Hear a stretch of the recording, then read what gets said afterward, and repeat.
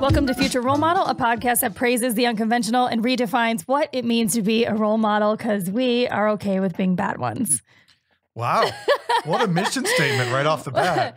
I think it's more freeing to be okay with the things that you've done in the past that make you not so great of a role model, because then you have something to work towards. That's how learning and growth works right and there. Today my amazing guest is TJ Chambers. Hey, hello. Hi. This is him. He's not, I don't just have like a random person off the street. Yeah, well, listen, I did come off of the street. You did. And I'm as random as anybody else. So just because we technically planned this doesn't make it any different than... We did. Yeah. And like I said, the riffing that we were doing pre-recording, which was still being recorded, I think, is going to just be the podcast. Yeah, so yeah. This has been fun. This was nice. And anyway, that's my story, everybody. Everything from here on out is just garbage. Yeah, it's a long, slow downhill. Hello, thanks for having me. Yes, of course. Oh my gosh. It's funny because I knew I have to fly out tonight. So today is, what day is it today? The 22nd of December. Mm-hmm. So I'm going to be gone for the next 2 weeks. And I always try to queue up podcast episodes. And on my Instagram story, I kind of, polled people to see, should I interview, comics before I leave? Or should I just for fun, interview my family? Oh, right. And at first it was like, interview your family. And after like half a day went by, a bunch of people were like, that sounds like boring ass shit. And I was like, okay, motherfuckers. I like that I'm physically sitting here right now because people decided your dad probably sucks a little bit. Yeah, well, and like I was talking about interviewing my grandma, because my grandma and I have like a big past, and I talk about her in my stand-up, and I tweet about her all the time, and I'm pitching a series with her, and I was like, oh, wow, that would be cool to interview her. Yeah. So I'm probably still going to do that, and we'll just put it out as like a bonus episode or something. Yeah, I think that's stuff you got. You that fuckers sort of, that don't want to listen don't have to. Yeah. It's maybe it's not hot content, but I think like there's so many people who got that sort of thought forever, oh, I should sit down with my grandma for 3 hours and just have her tell the stories and record it and whatever, and never got around to it, or did get around to it, and then we're so thankful that they did. I know. So I would say like fans be damned. I know. Record the stuff with your grandma for sure. There's a series that I'm trying to do if I ever have time to just like queue it up, but called Beers with Old People, where I just want to sit and drink beer with like somebody elderly and like get their life story. Yes. And I've got like a lineup of like 5 really badass older people in LA. But scheduling shit with old people is so hard. Like they're not doing anything, but they don't understand that you can come to them. Right. They're like, where do I have to go? What do I have to do? It's a process. Nothing. Right. I will come to you. I'll bring the beer. Yeah, of course. Yeah. Or it's like, hey, I know you're going to be at the Foxfire room on Magnolia every day at noon, just drinking away your Social Security the smokehouse. Yeah. I'm like, I'll just show up there. I'll come there. I got you.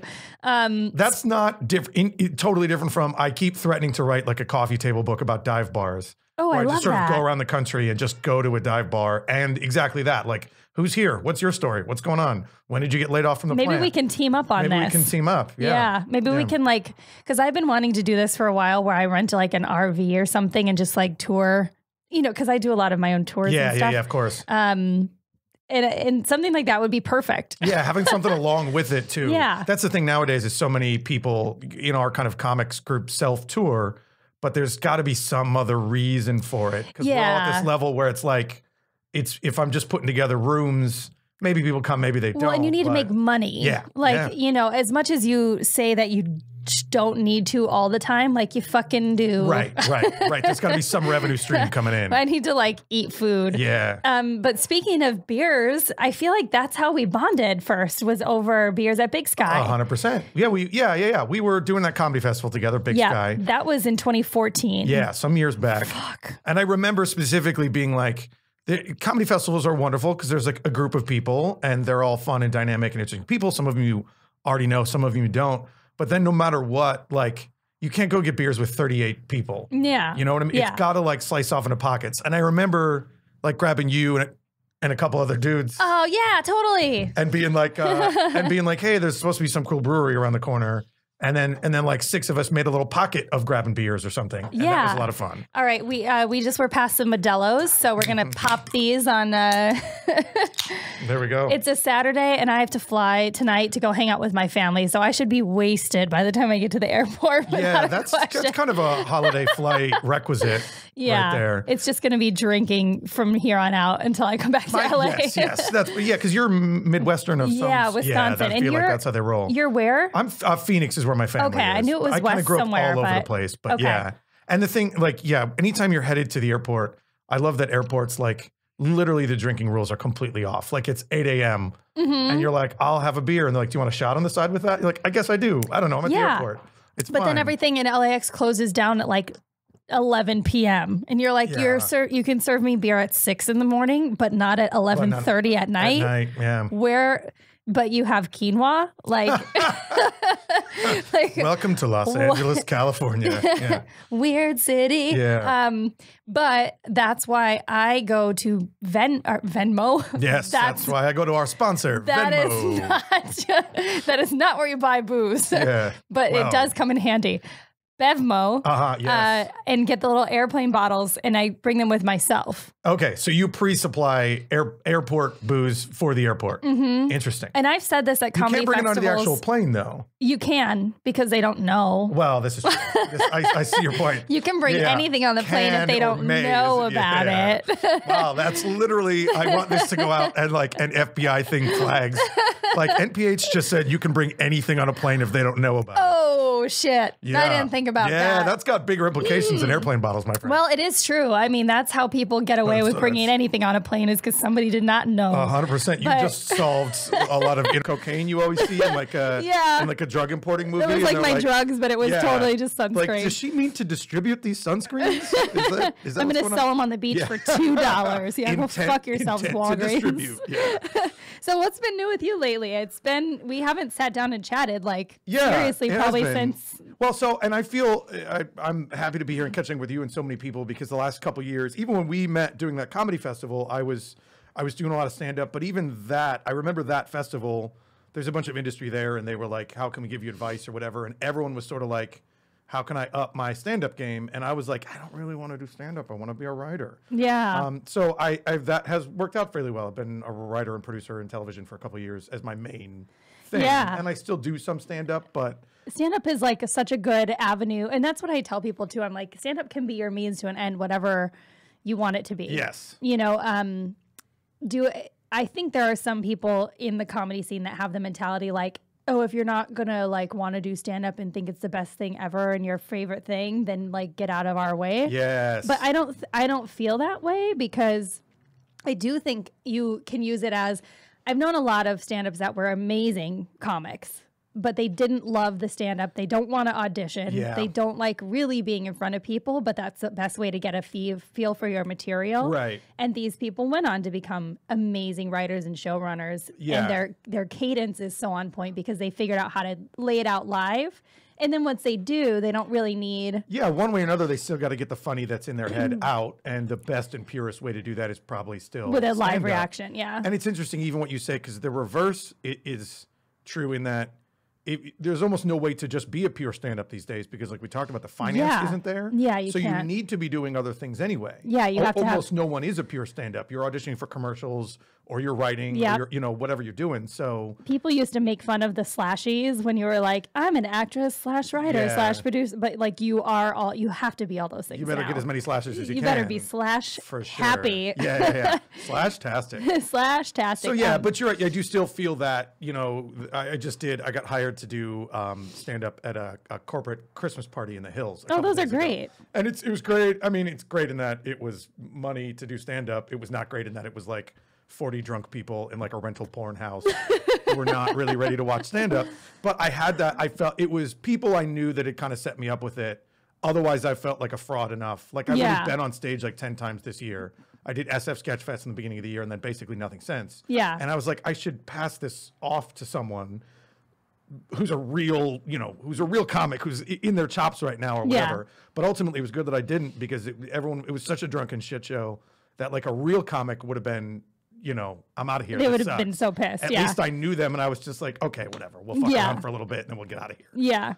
Yeah. So you can feel like a fraud sometimes if you're not in that constant hustle. Sure. Well, and what are the projects that you've been working on lately? Can you talk about them? Or Yeah, what shows? most of the year, for the Sci-Fi Network, I do a lot of their Comic-Con type stuff, which has a real comedic bent. The main thing we do is at bigger cons, and then maybe coming to your televisions next year, a panel called The Great Debate that usually is hosted by Aisha Tyler. That's like her and a bunch of nerd celebrities debating topics that I make them debate. Yeah. So I do all the creative for that, and then I work with Aisha, and we write some jokes and that kind of thing. Yeah. And it's really fun for fans, and it's a comedy forward nerd thing. Yeah. So it kind of fits in my world on that. Totally. Yeah. But then also random shit. Like I just wrapped a daytime talk show for Fox. Yeah. That's coming out in January. That's straight up like relationship, self-help, kind of inspirational, whatever. I was a writer on that. Has nothing to do with comedy. Hey, but at a certain point, you have a broad spectrum, and that's not a bad thing. it is interesting in TV. I was joking about that because a couple years ago I worked on Dancing with the Stars for a few seasons. They just wanted, I don't know, they wanted more comedy in it, so they brought me on that. And I was laughing because it's like, I don't know, literally day one, I was like, I don't know a single thing about ballroom dancing. And by 2 weeks in, I would be watching the show and I'd be like, well, that's an illegal lift in a cha-cha. You can't have both feet leave the ground or whatever. Yeah. And the fun thing about TV is that you get to bounce around and try to become an expert in all these different things. Yeah. It is kind of cool. Yeah, I mean, what would be your favorite part of the Comic-Con experience? Because I haven't been down to Comic-Con. Oh, boy. But I'm a nerd for comic books, and I've always wanted to go, but I just would like to have a really good reason. I can so purely answer that question, and I say this because I've been going since I was a fan, since I was young, and now so great it's transitioned into the professional thing. Yeah. It is, especially coming out of LA and Hollywood, it is the only place you will be where you can be in a giant room and know that no one there gives a shit what anyone else thinks about them.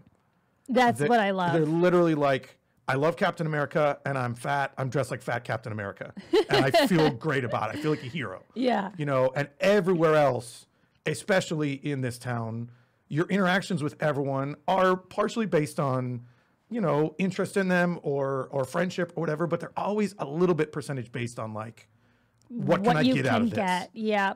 And there it just feels like everyone's, even though it still is gross and corporate in some ways because they're these companies are still there to make money. The people by and large are like, I look forward to this all year. I'm here to see my friends who are into the same shit that I'm into and freak out and have fun. And then there we go. It's like summer That's camp, fucking great. Yeah. I remember back when I was in my Second City days, and this would have been probably like over a decade ago. My director at Second City, Norm, which anybody who's from Second City, Chicago, knows exactly who Norm is. Listen, anyone named Norm in Chicago, he's the best. Everybody loves him, and I talk to him all the time. And we were just talking the other day because he's helping me book some stuff in Chicago. But he was the first person that introduced me to Magic: The Gathering. Oh yeah. And I remember him saying, like, Tasha, with your personality, you'd be a little disgusted if you go to one of these giant tournaments because he's like, these people just are there and they just don't care. They don't shower. And he's like, they're just playing. And he's like, but it's the most unpretentious atmosphere you'll ever find. Yeah. And he's like, you would have a blast. And also they would probably have heart you would attacks. be their god. Yeah.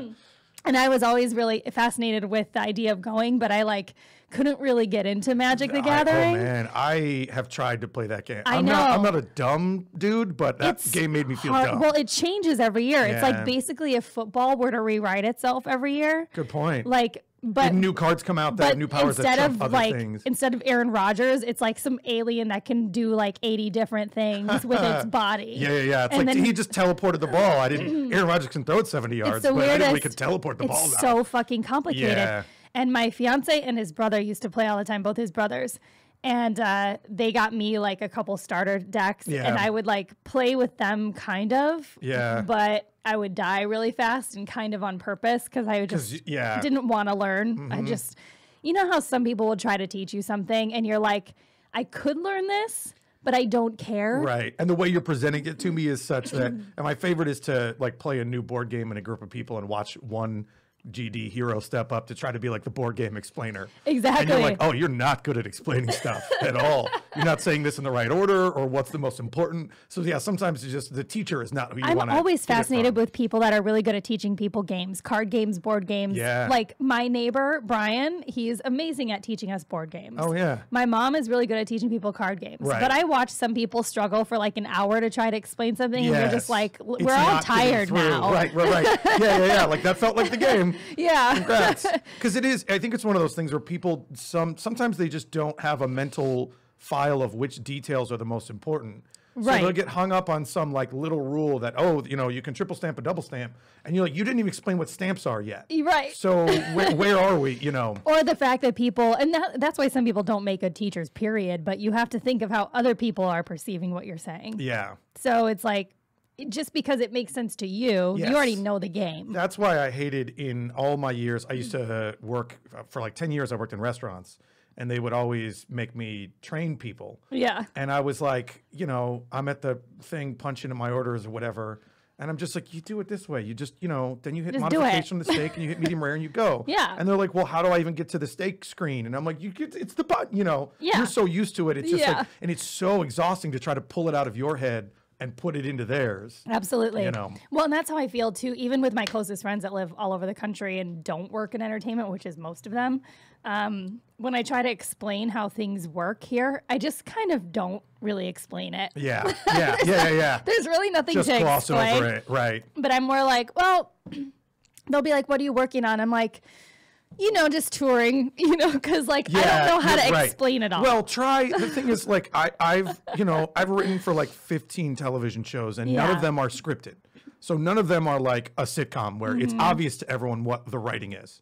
Right. So when I'm like, hey, you know, I did this show, I was a writer on it, and they're like, well, what do you mean? What did you write? And I'm like, you saw the host said anything at all, right? or said like, hey, don't go anywhere, we'll be right back. Literally, someone has to put "don't go anywhere, we'll be right back" Yeah. into a teleprompter. Otherwise, the host would just be like, Yeah, literally, and it's happened even when it's in teleprompter there. So it's like, and it's, you know, it's not fancy or whatever, but to explain to non-Hollywood people the degree to which like there's all these different specialized jobs that need to go into making these things happen. Well, yeah, and even God, I remember when I first moved to LA, I was bartending at this place, and it's like 7-8 years ago, and this guy was a regular, and he was a head, like, executive producer for one of the big, not like a Vanderpump, but they like create yes. that kind of type of reality show. So good reality shows, like popular ones. Sure. I think they did like Duck Dynasty. That's about the biggest. At the time. Yep. And so I had been asked to like submit a writing packet. Oh, right. But I had just come out of Second City, Chicago, so it was like sketches. Here's all my sketches. Yeah. And they had communication with me for a while, and they're like, we could totally bring you on, but just so you know, this is how writing works for these shows. And basically, it was like, we give you all of this footage to watch. Yes. And you have to create a storyline out of it. Story producing and is figure really, out where we need to get more clips of things that fit your story. Yeah. So that was a very interesting thing to learn upon getting here. Right. Because you think that these people are just following, you know, like I do with my Instagram stories or something. That's just following me throughout my day. Yeah. But that's not what these people are doing. You have to have a planned whole thing has to be planned out. And they're absolutely arcing out a season, and they're like, you know, in this one, in episode 3, they're gonna, you know, fire or suspend someone from the duck call thing. But then in episode 4, he'll work and get his job back or whatever it is. Right. So that's arced out, and then even within that, that's the plan they go into it with. Shoot all the footage, and then come to people like you or that job and be like, now really chip away at the, you know, chip away at the marble until that sweet, sweet sculpture reveals itself. Yeah. I mean, they're wildly successful. And the nice thing I will say is that because of that, and because of last year I did 2 shows for Facebook. Like, because of so many avenues of things now, there are so many more jobs than there used to be, which is nice. Like, and it's tough, though, because here's the problem I've run into, because I have a show that's going to be coming out on Instagram. Yeah. And when I was putting together budgets for other shows that I'm pitching, full length, like for, you know, FX or whatever. Right. For a linear network, as you know, you put together a realistic budget. And then when I was like, I could probably sell this show with me and my partner if we do a much more short form. And so I broke the budget down to like a 10th. Yeah. And was like, we could do the whole season for this amount. Right. And they were like, wow, yeah. And I was like, oh, that'll sell something a lot easier if you can market it. But like, I don't even know how to price myself. Yes, yeah. And now I'm like, shit, how are we going to make enough money on this season to like? And that's the thing. It's all just lip service because you're like, well, we could probably deliver something for this. Right. Is that actually going to match the expectation of what they want? Who knows? Yeah. You know? And even like, because until you're at a certain point where you're like, this is my price and fuck you if you can't pay it. And I won't do it if you can't pay it. Yeah. But that's not the level that I'm at yet. And so I'm touring in April in Europe. Oh, right. And so I'm headlining at this really cool club in Scotland. And me and the owner have been like voice memoing back and forth in his like adorable Scottish accent, like just trying to figure out what kind of deal we should do because it's Scotland. So like, I don't have a specific draw in Scotland. There's no way to know really. So you kind of have to like, everything is just a negotiation nowadays, especially with all of these like Facebook things or Snapchat, Yeah. Well, and there's no real like yardstick for it because it's not, normally it's like, well, if a show is on CBS and it airs Thursday nights at 8, we can expect this much commercial revenue. Therefore, the budget should be this much. Right. But these other things, it's like the you Wild have Wild no West. fucking idea. Yeah. And so you just have to you hope you just open up a conversation with some decently honest people where they'll be like, this is the most we can afford. And you'll be like, you can probably afford like 5% more. Yeah. You can at least negotiate in good faith, as it were. Like, if you're saying that probably means you can afford a little bit more. Yeah, right. But it's just super fascinating. And I do feel like we're in the Wild West and it's fun, but it's also like, where do we go? Yeah, there's no lane to choose. Like you're one of the people, or like I think your next guest is Dana, right? Dana Moon, are people that I watch who are just like who are like making it happen in so many lanes. Sure. That are, because you never know. At some point, like maybe you just get cast on a sitcom and boom, the acting lane worked out and there you go. But you also got to have your character creation lane. Got to keep your highway open, man. Got to keep that 5-lane highway clear. Oh God, it just sounds exhausting thinking about it. I know. Just sell out and produce daytime talk shows. Right? It's so good. Fuck. Yeah. So growing up, was there any sort of like what were you like at a young age, and what kind of got you into this track, you think? I was I was a big reader and that kind of thing. So I was thinking when I sort of knew that the arc of this was role models, and I was like, I didn't have a specific. I had like the astronauts in the book when I read the history of NASA, like that type of stuff, where it was just like a pastiche of kind of different pop culture things. Cause my dad wasn't really around. Okay. So like it certainly wasn't that. And I don't remember having like a specific, like that is a person who is showing me the way to emulate things. It was more like all these little things I'm reading are painting a general impression for me of the way you're supposed to be. Yeah. And so it was a little bit of like that pick and choosy kind of way. Were you artsy as a kid? Yeah. I mean, I got into actually the whole change of everything because I was just sports. And then one year, my sister, they'd signed her up for like theater summer camp. But then it turned out the cheerleading was going to start earlier, so she couldn't go to theater summer camp anymore. And my parents were like, well, we've already paid for it. So like someone's going. And then they stuck me into it. Nice. And I was like, like that thing. So then I was a full on drama kid. And really the whole thing was I wanted to be, God, and it sounds so problematic now just as a name. Like I wanted to be Quentin Tarantino. Like well, that's a fucking awesome person to choose to be. I mean, it's like now you don't want to be that person necessarily, but like as soon as I remember the shift when Reservoir Dogs and then Pulp Fiction came out, like I always loved movies, and you knew that Steven Spielberg was a director, but all you really knew was just like the movie came on screen and the movie was awesome. Like, maybe you love Back to the Future. That meant it was because the movie was awesome. And Quentin Tarantino was the moment that it was like, no, there's a person whose vision makes this movie awesome. Yeah. In some cases, not all cases, some things aren't auteur driven, as they say douchily. But that was a moment that I was like, oh, wow. And that I 100% wanted to do that. And I full on, like, that was my thing, to the point where then I went to film school and realized I was not good at it. Directing?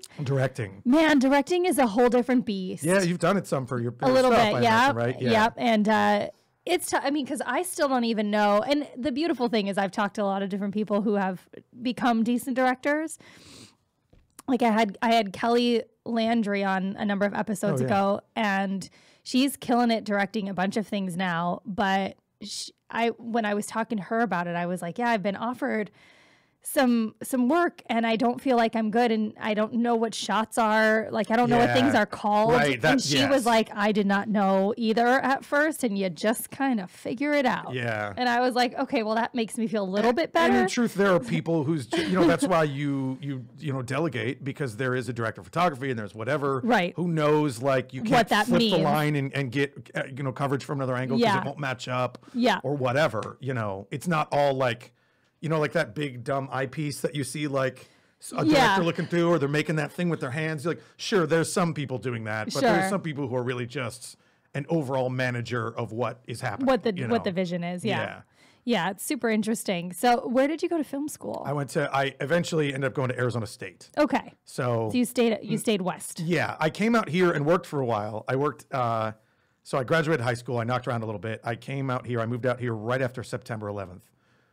To work in Hollywood. Like I literally had circled on my calendar, like September 13th, 2001, I'm moving to the big city. Oh, fuck. And I moved here anyway, and there were just no jobs. Everything had shut down. Right. So I worked in the mailroom at Miramax for a while, only because they thought they were going to get anthrax mailed to them. Like there was that thing where people were, it was like Did a they brief make you scare. wear They gave suit? me latex gloves. And they had me open all suspicious packages. Oh, perfect. Literally my first So you were the job.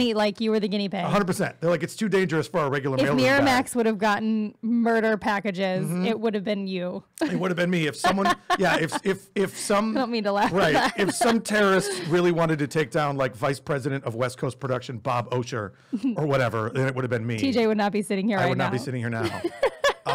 So I tried that for a while and was like, nothing's really taken off. Yeah. So I went back to college and got my degree somewhat superfluously. Okay. So you finally actually moved to LA for good at what time? I was like 25. Okay. Yeah, that's pretty young to come out here. I mean, I came out at 26. I guess it's not that young. It's funny now looking back, because like that's pretty young. But we know so many people who were sneaking into stand-up clubs doing stand-up when they were 17 or 18 years old, who have a huge head start on even a mid-20s. I know. I think about that too, because I started with Second City when I was 20. Oh yeah.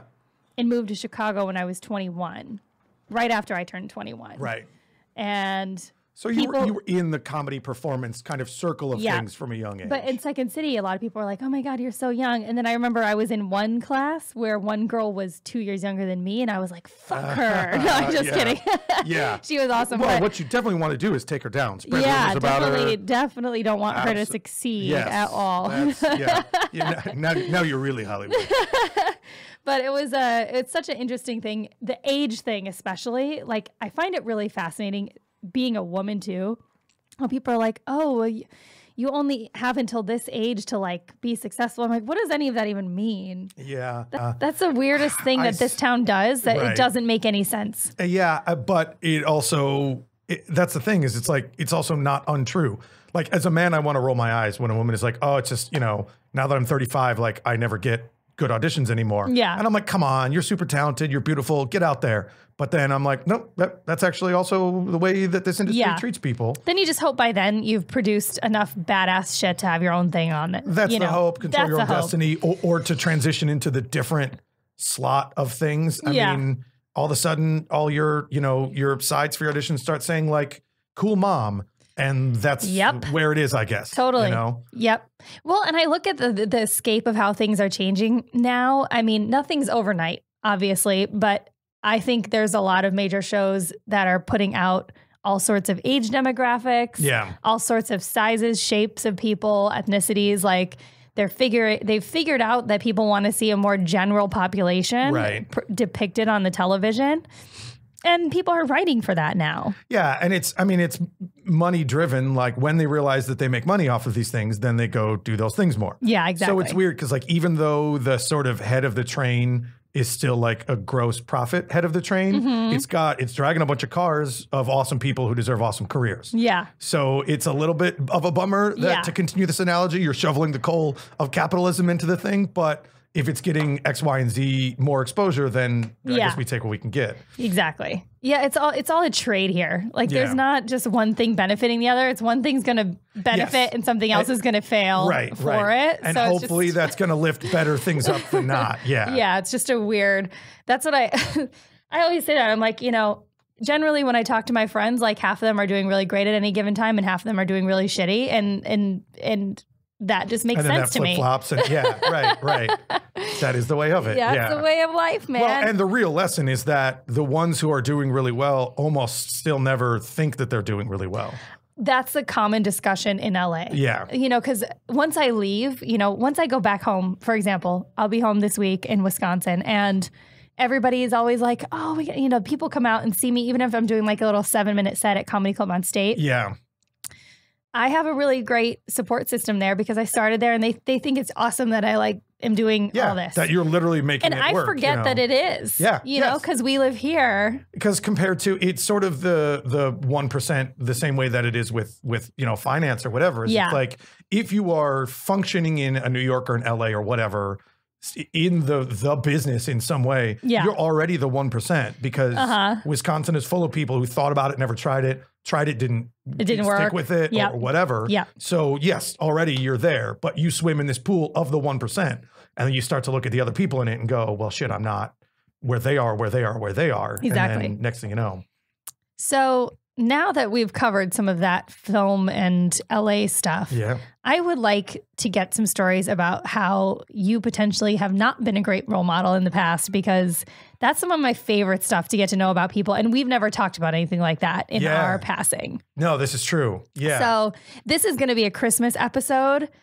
So let's start there. Has there been any great fucked up Christmas stories from you, your family, your friends?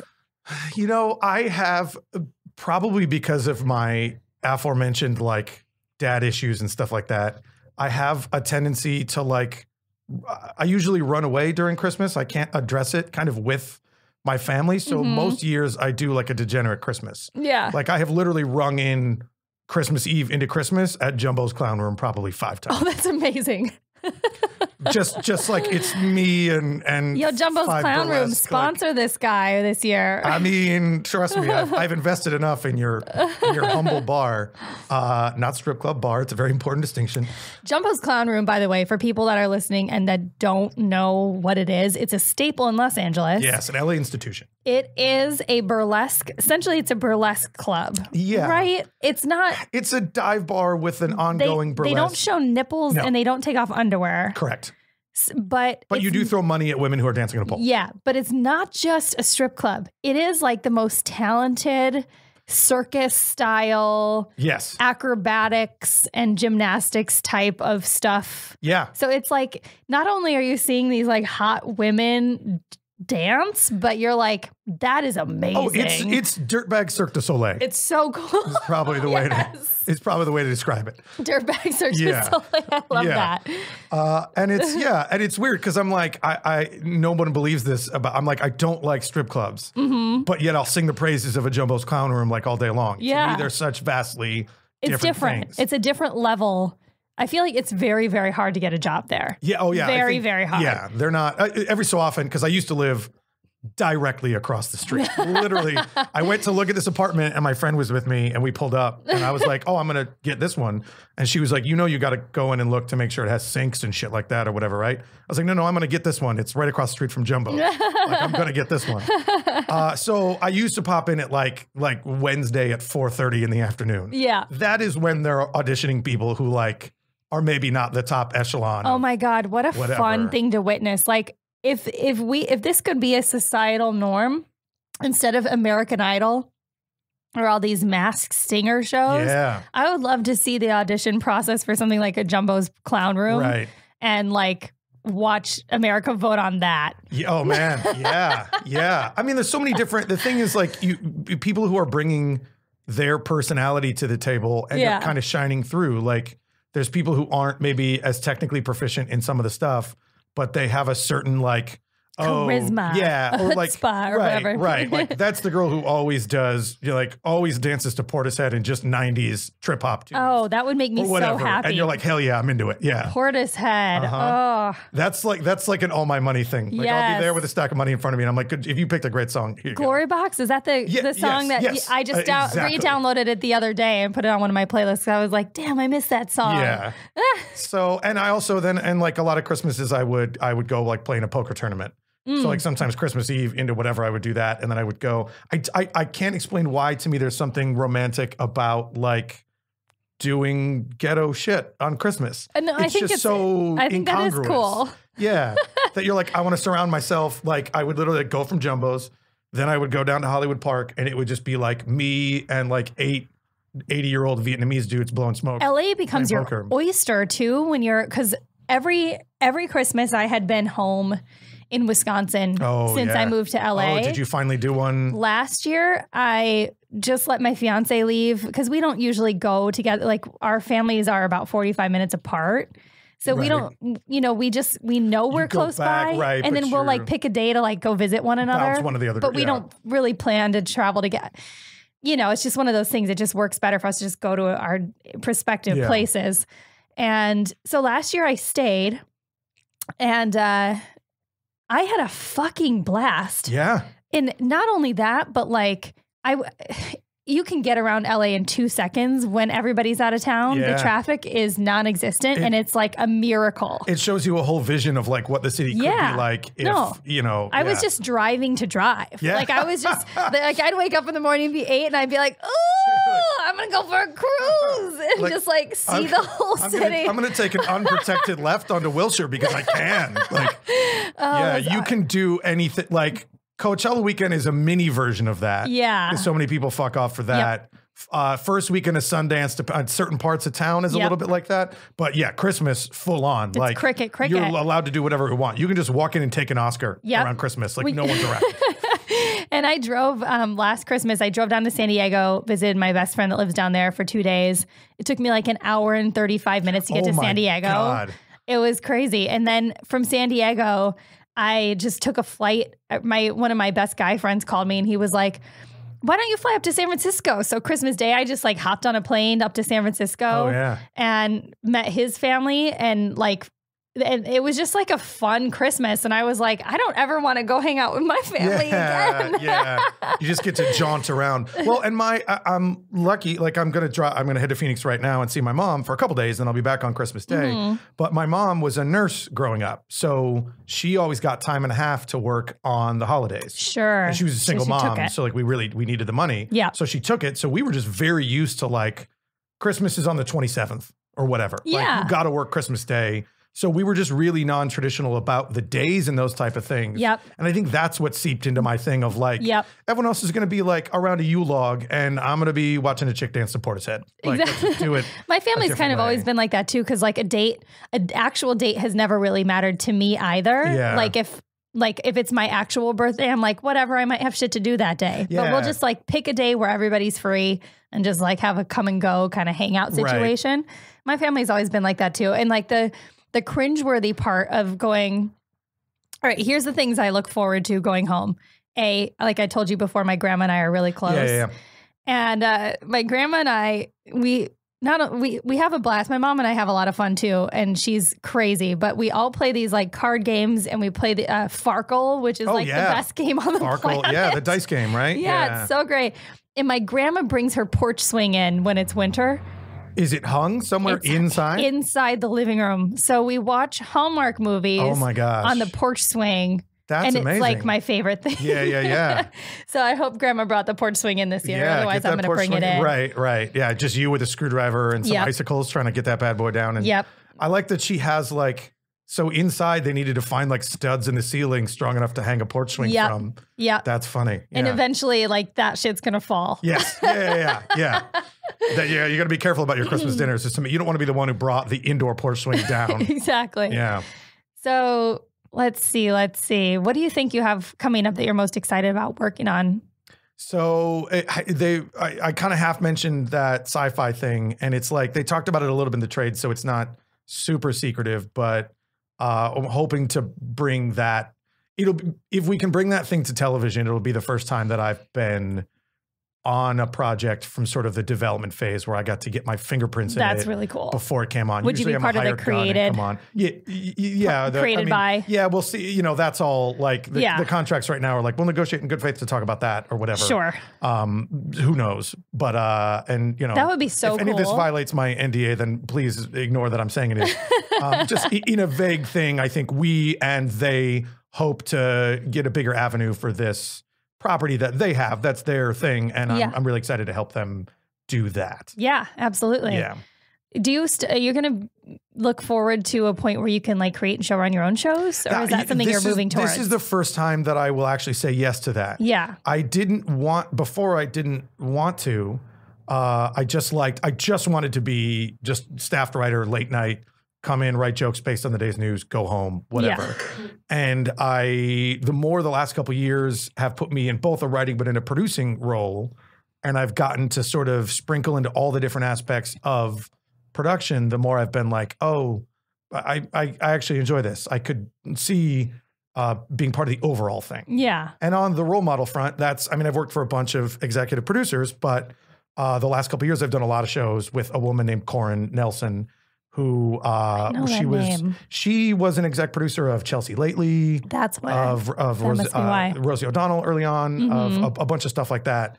And is just an amazing sort of leader of people and like badass fucking Hollywood chick who holds a zillion different things in her head all at once. Crazy. And I think it was seeing that. I love people like that. Yeah. And it blows me away. Like I always say this to her because I would go in I'd go into her office for notes on something I wrote. And she'd be like, oh, you know, change this to this. Something that I just thought was cosmetic. Mm-hmm. And a week later, I would go into her office with the new version of whatever it was. And I maybe didn't change that thing because I liked it the way that it was or whatever. And I'm like, she's literally like signing off on the set design and stuff like that. There's no way. And she'd literally get to that line and be like, I thought we said we were going to change this to this. And I'm like, God damn it. How did you even remember that? You know, there's so many different things going on. Wow, that's impressive. And it was like, okay, I could see doing this and being able to have a say in so many different of the areas of something. Right. Know? Yeah. The creation of, because I mean, that's something I look forward to too. My biggest role model, well, I have a couple, but like Tina Fey would be up there and Lake Bell. Oh yeah. I really like Lake Bell and like the type of projects she produces. Yeah. And she directs, and she's just funny and feisty, and I find her super attractive. And I just think that they're like both so cool. So, I mean, I look at people like that and I'm like, that's kind of more the essence that I would still always do stand up, but I like being able to do it on my own terms, but in the means that like next year I partnered with this travel company. Oh yeah. I reached out to them from every avenue once I saw that they were in beta, and it's a new app that's coming out. And the founder is a woman, and I was like, hey, you know, I do my own comedy tours. I would love to like showcase your brand and then have, you know. Right. So my tours next year are going to be covered. Oh, that's amazing. So I'm just going to parlay that into a bunch of cool stuff with the brand, including doing a tour on a catamaran in the BVIs. Oh, wow. I'm going to work with them in some regards of the Europe stuff, or at least for a portion. Yeah. And then, I'm going to try to do some really creative stuff. So I want to keep being able to travel in that way. Well, and that's you laying a groundwork, because exactly what you're describing is, I mean, I'm assuming most of the people who listen and I are a social media follower of you, and that feels exactly in line with the seeds you've been planting for a few years already anyway. Yeah. Of sort of travel, of sort of documenting it in an interesting and fresh way, but also a slightly aspirational way of like, look at all these cool things that are out there in the world. Yeah. And I could see a travel company seeing you as someone that that fits with that. Well, and more so just having fun with people that are local to a place. Because like whether it's travel or whether it's comedy, your goal should be, I mean, maybe not everybody's goal. That's totally fine. But for me, the goal is to connect. You know, I want to connect through humor, and then I want to actually like hang out and get to know people afterwards. Yeah. And maybe that's the Chicago or the Midwest in me. Cause like I've always said, like in LA, people care more about your credits. New York, they're like, are you fucking funny? Right. And in Chicago, they're like, could I drink beer with you after the show? Yeah. And if you can, you know, but that's kind of more what's your story or whatever. Yeah. Yeah. Cause I have made, you know, there's this really badass chick. She followed me on Instagram, and I was the first person she had ever met up with from Instagram. But I was performing in Chicago and she was like, I've been following you. I want to come to your show. And I guest listed her.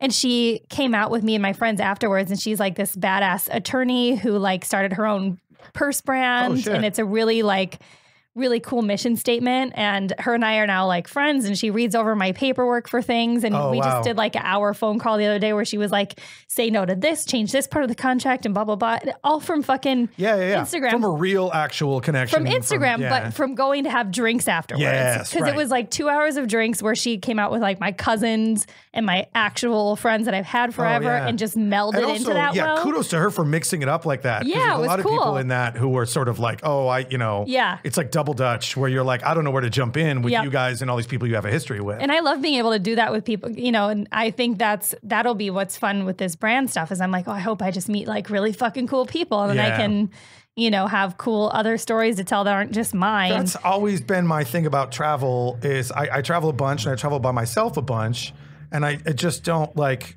sure, of course, everyone wants to see the sights, I guess, but you're like, all right, that's a tower. It's Eiffel-y. Great. Right. Congratulations. Yeah. It's a much richer experience if you're like, I sat on a bar stool in this weird cafe with an old guy who used to work for the French subway system, and I heard stories from him for 2 hours. Yep. That was my argument because I was a student ambassador like when I was 14 in Europe, and they collected our journals halfway through, and I was like staying up every night with my roommate and like writing like 10, 20 pages in my journal. Interesting. And all the other kids were journaling about stuff like that. They were journaling about art or like, we saw this building today. And I was journaling about like fucking with people or like making mistakes with the languages.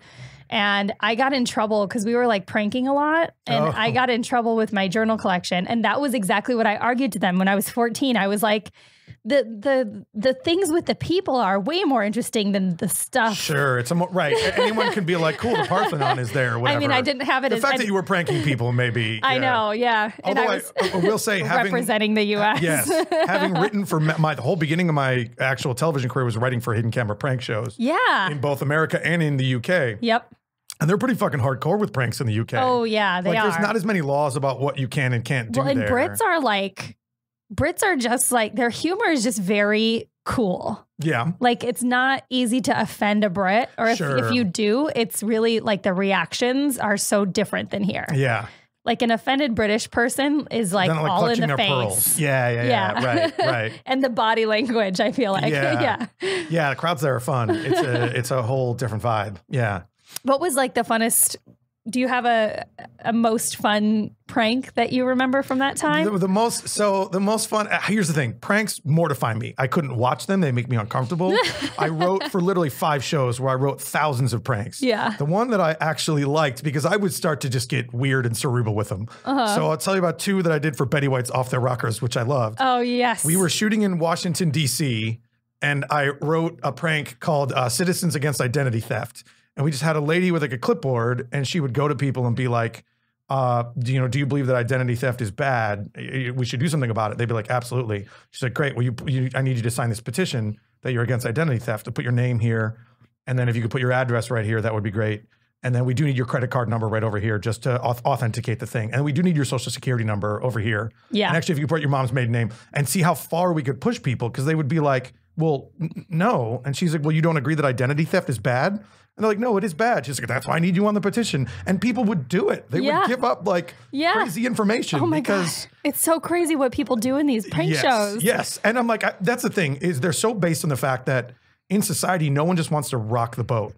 So if someone walks up to you and asks you to do something, you almost always do it. It's just so weird to have someone ask you to your face, hey, can you do this thing? Hold my phone for a minute. Will you dial my mom and tell her, I can't come to dinner tonight because I hurt myself masturbating? And they're like, all right, I guess. If you asked me, here we go, But we shot so many hundreds of these things. Yeah. I was just so running out of ideas. I bet. Did a prank that got televised. It made it onto television that I wrote that was just, we were shooting at like a fair or like a street fair somewhere there are a lot of people. And I had an old lady, she went up to a guy and was like, hey, would you hold the door for an old lady? And he was like, yeah. And I had props make like a miniature door. Mm-hmm. So she went, will you hold the door for an old lady? And he went, yes. She just handed him a door and then walked away. Just a guy standing there with a door. So basic. Holding the door. And it's very like postmodern. Like, that's not a prank. That's just like a weird it's like play a pun. on. Yeah, it's like a physical visual pun. Yeah. Yes, exactly. And I was like, you guys, like literally, like, you know, crew members had to like sign union time cards to build the miniature door. Or will you hold a door for an old lady? Oh, man, Hollywood TV is a weird place. It's so fucking weird. Yeah. One of my favorite pranks ever. Well, because I was talking to this with Nate Craig 2 episodes ago. Very handsome Nate Craig. Very handsome. You can't not say that. He's also like the funniest dude in the world. He's so cool. And he's a fellow Wisconsinite. Yeah, that's right. Yeah. And we were talking about fucking with people before like cameras were really around, because I used to do that kind of stuff with my friends on State Street in Wisconsin. Right. Oh, just in go, Madison. Yeah, like face-to-face mess with people. Yeah, and we somewhere, my friend Callie Schneller, if you ever listen to this, that is a very Wisconsin name, right? I haven't seen her in so long, but her parents had a video camera, one of those big ass ones. Yeah. And she wouldn't be a part of the prank. She was a little bit more shy in that regard, but she'd come along. And like me and my other girlfriends would kind of fuck with people. And I know she's got like this archive of videos somewhere. And I just would love for all these to turn up. Just a bunch of giant bricks somewhere. of VHS tapes from just a shoulder mounted. Weird. Was she filming and hiding this camera in some way? I mean, it was you can't really hide these cameras. Yeah. But like she would, I'll tell you how you can. And this is how we did it on television for a long time. Is baby carriages with a covered in like a 2-way mirror. Yep. But then the problem is, so we'd be shooting on the streets and we'd have baby carriages, but it would just be like some gruff like tech cameraman guy holding the baby carriage. So we had to start hiring female PAs just to stand next to them. Yeah. So would it look creepy? Yeah, people would be like, "Why is that dude? Yeah, did that guy steal that baby? Like, what's going on?" So yes, but yeah, the camera that size, you're right. I don't know what she's just like in a bush trying to go for it. What'd you do though? It would be just anything from like trying to like convince people that I was a rapper, and then I'd make up really bad raps on the spot, but like do it really seriously, or like fucking with people's animals. I don't know. It wasn't like anything highbrow by any means, but it was just like weird shit. Like, I used to go kick a dog. A good prank, just a prank. Or like when we were in the Europe tour when I was like 14, we would like, we would just do gross things with like tampons and like hang them out the bus and stuff. Yes, like, childish humor, or just tell each other the wrong words for things. So we were ordering dicks at every meal instead of, just some of that. But that's like things what like that. Inherently it's like, if you can get a moment of shock, that's a prank. Like if it's anytime someone sees or interacts with something they weren't expecting to in the normal course of their day, doesn't really know how to process it, that's a prank. Exactly. But the best one I ever saw, I remember that, I think this was when I was a kid, on Candid Camera, they had a twins episode, and they had one twin say it was at the airport in Phoenix, and they were flying to like New York or whatever it was. They had the other twin at the other airport, and they painted that airport terminal in the same decor as of the one they had left, right? So it was like, cactuses or whatever it was. And so they landed, and the person was like, "Welcome to," and the people were freaking the fuck out. Oh, yeah. Like, how the fuck did you just As if do you a circled circle around for 5 hours and then came back down. And it's like, I don't know if you can find that online anywhere, but I highly suggest getting high and like watching this, because it is so good. And it was like in the 90s. Yeah. So I mean, they had to like really, they had to really go for that. Really go for it. Yeah, they had to like fly the twin and paint the place. That's a fun one. Yeah, it was really cool. Yeah. There's we used to do a lot of, because like that show was elderly people based, so we used to do a lot of like, dress an old lady up in an outfit, and she'd like hit on a guy, and he'd be like, "No thanks," and she'd be like, "I'm gonna be right back in just a second. I'm gonna go into the bathroom and do my makeup," and then she would come back out, and it would be like a 24-year-old model in the same clothes, as if her makeup had just transformed her completely. Yeah. It was just like, this is dumb, but okay. We're but totally, people like that kind of shit. Okay, so in closing, let's see. What do you have coming up? Is there any live shows you have coming up, or just you just want to keep an eye out for the projects? Yeah, pretty much keep an eye out for stuff. I mean, you see me at I'll be at Emerald City Comic Con in Seattle in March, and then C2E2 in Chicago right after that. Oh, cool. So I'll definitely be doing some funny live shows, live stuff, panels, and as well as the onstage stuff we'll be doing for whatever. So yeah, come find me at those. Awesome. And what is your social media? I'm at TJ Chambers LA on everything. So got to have the city in there, so you really know you're getting yeah, right. you know exactly where he is. Yeah. And when you move cities, do you change the? I thought I literally I'd squatted on TJ Chambers NY for a while because there was like stuff coming up out there. I'll have to check and see if that's still mine. But yeah, you just own all the cities and then tweet from like eight different versions. It'll be of really yourself. sad when it's like TJ Chambers OKC. You're like, wow, he just moved to Oklahoma, I guess. Not even sure what he's doing there. Yeah. And you can find me at NPH Comedy on Instagram and Twitter. You can follow the podcast at Future Role Model on Instagram and at Role Model Pod on Twitter. And you can follow the network at Comedy Pop-Up or at CPU Podcast because they are awesome and a bunch of great comics do really great shows on here. Yeah. And that's it. Any closing statements? No, I think this was fun. I think we maybe said the word role model like twice, and that's enough. That's all. It was a good meandering chat. It's just more of like a echelon than it is like a focus. Yes.